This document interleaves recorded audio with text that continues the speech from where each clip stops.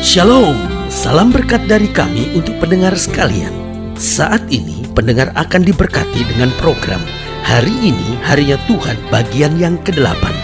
Sebuah program rohani tentang doktrin Alkitab yang menolong kita untuk semakin tertanam dalam kebenaran firman dan bertumbuh dalam kemuliaan. Bersama hambanya, Pendeta Gilbert Lumendo, STH.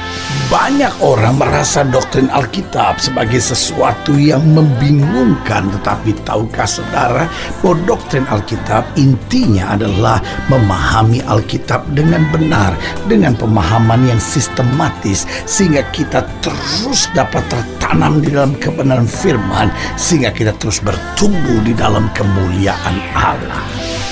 Buka hati saudara sekalian untuk menerima berkat-berkat firman-Nya hari ini. Dalam pengalaman menghadapi konseling keluarga, saya jumpai ada hal yang sangat menarik. Di satu sisi, saya jumpai ada orang-orang yang kesan yang saya tangkap, dia sebetulnya menyesal punya anak.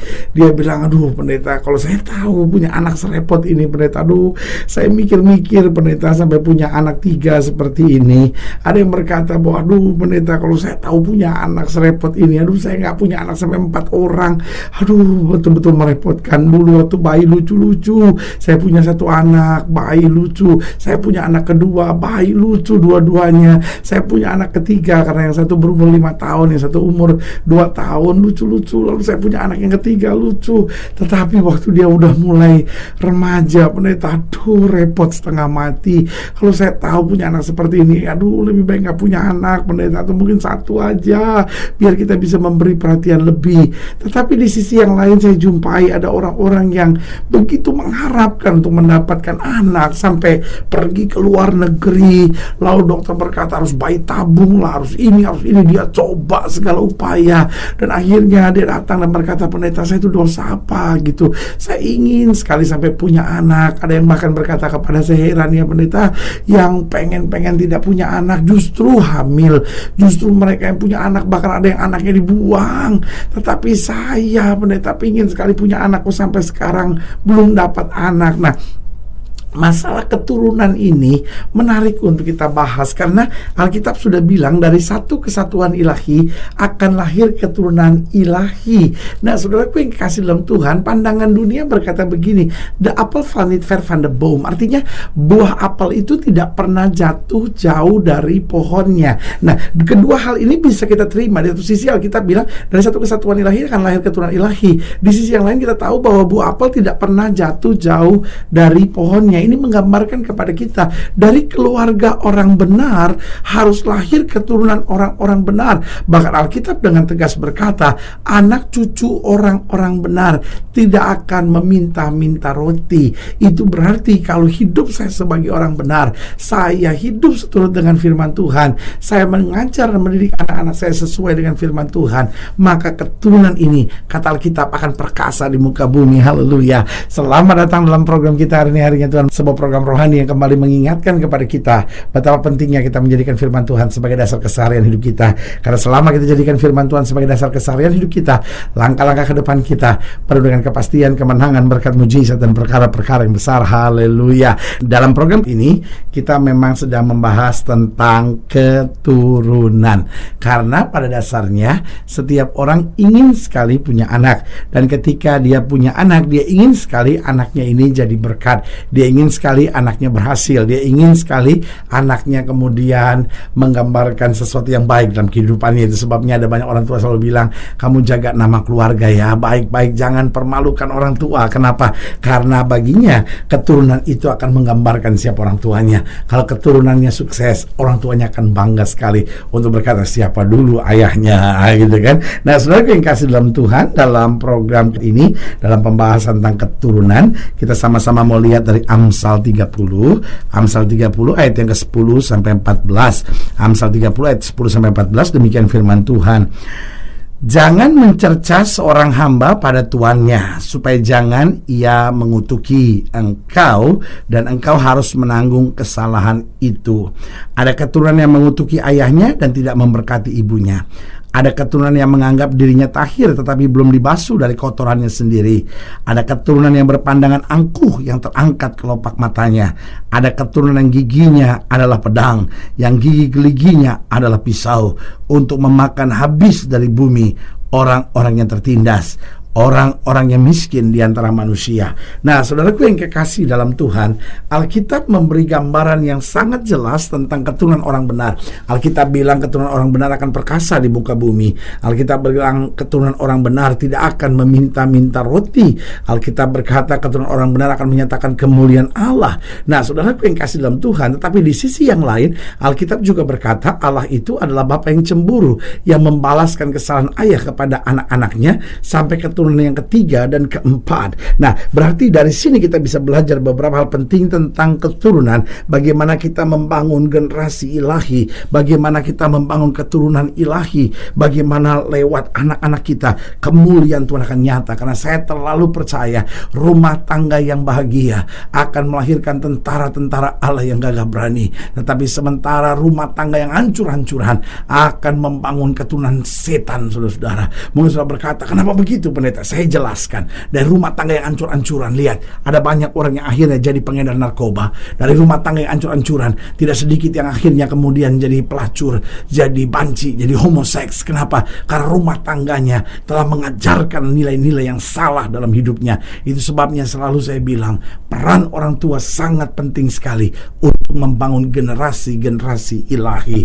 Nah, dari sini kita bisa belajar beberapa hal indah. Yang pertama, keturunan kita sangat dipengaruhi oleh hidup kita. Karena Alkitab bilang anak cucu orang benar tidak akan meminta-minta roti.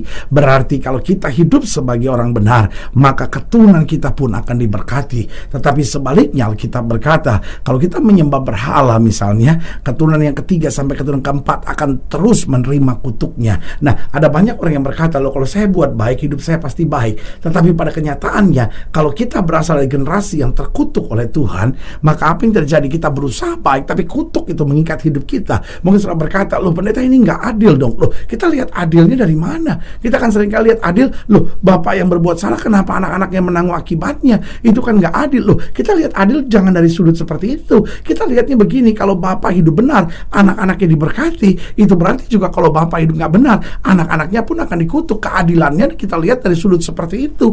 Lalu kita bilang, loh tapi kenapa bapak urusan sampai anak-anak segala? Karena ini satu paket, satu kesatuan yang tidak bisa terpisahkan. Itu berarti Tuhan sedang mau mendorong kita untuk hidup benar. Kenapa? Karena kalau saya tidak benar, anak-anak saya harus menanggung akibatnya. Berarti saudaraku yang kasih dalam Tuhan, kalau ayah mengerti bahwa akibat kesalahannya anak-anaknya harus memikulnya, anak-anaknya harus menanggungnya, berarti kita nggak akan main-main dalam hidup kita. Allah sedang serius mengingatkan setiap suami, Allah sedang serius mengingatkan setiap istri, Allah sedang serius mengingatkan setiap orang tua. Hidup kita harus benar sehingga anak-anak kita akan melihat berkat-berkat Tuhan yang luar biasa. Jadi ingat, yang pertama, keturunan kita akan sangat dipengaruhi dengan hidup kita. Kalau hidupmu benar, hidupmu takut akan Tuhan, anak-anakmu diberkati. Yang kedua saya pelajari, keturunan kita sangat dipengaruhi oleh cara kita mendidik.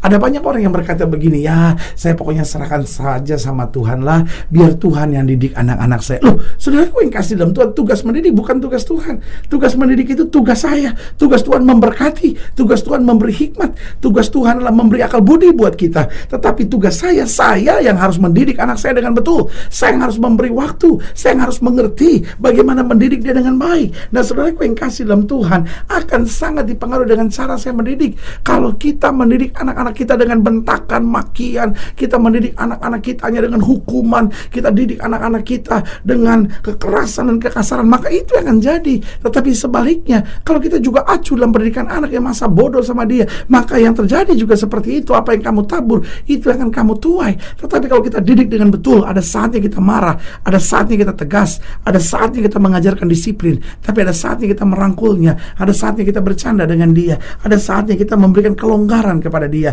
ada saatnya kita menaruh hukuman kepadanya, ada saatnya kita memberikan pujian kepadanya. Maka saudaraku yang kasih dalam Tuhan, dengan pendidikan yang tepat, kita akan membangun masa depan yang baik bagi anak-anak kita. Jadi ingat, keturunan kita sangat dipengaruhi oleh hidup kita. Yang kedua, keturunan kita akan sangat dipengaruhi cara kita mendidik. Lalu yang ketiga, keturunan kita akan sangat dipengaruhi dengan iman kita, sangat dipengaruhi dengan iman kita. Karena ingat, kalau hidup kita beriman, maka iman itu akan transfer kepada anak-anak kita. Anak-anak kita melihat hidup kita dan berkata, wah, papa memang beriman, papa memang mendahulukan Tuhan lebih dari segalanya, mama memang beriman, keluarga ini memang menyelesaikan segala perkara dalam doa. Ada apa-apa papa dan mama berdoa, ada apa-apa papa rangkul kami, papa berdoa, ada apa-apa mama rangkul kami dan mama berdoa. Saudaraku yang kasih dalam Tuhan, mereka lihat papa ada di gereja, mereka lihat mama ada di gereja, mereka lihat bahwa kegiatan-kegiatan agama menjadi penting buat papa dan mama. Apa yang terjadi? Anak-anak terbiasa dengan keberadaan seperti itu. Tapi kalau mama juga nggak pernah di gereja, papa juga nggak pernah di gereja, atau mereka ada di gereja tapi mereka nggak pernah berdoa, nggak pernah ada lagu rohani dalam rumah, suasana rohani tidak pernah dalam keluarga, saudara yang kasih dalam Tuhan, anak-anak kita juga akan menjadi anak-anak yang duniawi sekali. Jangan bingung kalau akhirnya anak-anak kita hidup dengan seks bebas, anak-anak hidup kita dengan diskotik dan lain-lain, saudara. Kenapa? Karena yang mereka saksikan adalah hal-hal demikian. Jadi ingat, keturunan kita sangat dipengaruhi oleh hidup kita. Yang kedua, keturunan kita akan sangat dipengaruhi oleh cara kita mendidiknya. Yang ketiga, keturunan kita akan sangat dipengaruhi dengan iman kita. Dan yang keempat, keturunan kita sangat dipengaruhi dengan teladan kita, khususnya pada waktu kecil. Apa yang kita beri teladan kepadanya. Karena saudaraku yang kekasih dalam Tuhan, hidup kita berbicara terlalu keras, lebih daripada perkataan kita. Ada banyak orang yang bisa saja berkata kepada anaknya, kamu jangan merokok, tetapi dia sendiri merokok. Itu bukan teladan yang baik.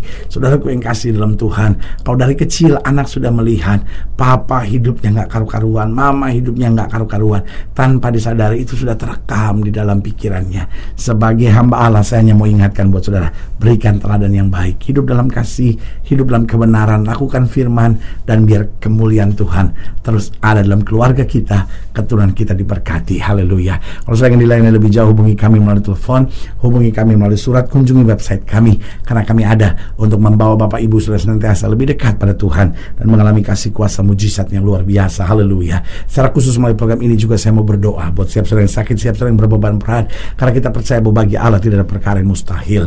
Nah, saudara-saudara yang didoakan secara khusus, boleh taruh tangan kanan saudara di dada dan kita akan berdoa. Mari kita berdoa.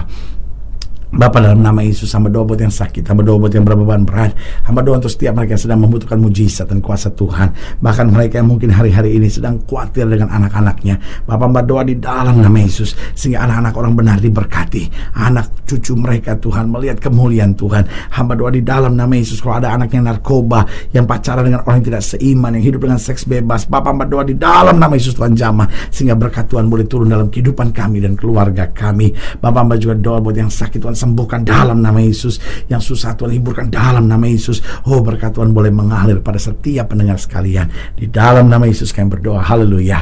Amin. Saudaraku yang kasih dalam Tuhan, kita sudah berdoa. Ingat, tidak pernah Allah lalai menepati janjinya. Ini saatnya buat kita untuk bangkit, bersemangat, bersuka cita dalam menghadapi segala perkara. Karena kita tahu Yesus hidup, Yesus mengasihi kita dan selalu memberi yang terbaik buat anak-anaknya. Doa kami menyertai saudara sampai berjumpa pada program berikut. Tuhan menyertai kita dan jadikan hari ini harinya Tuhan. Haleluya.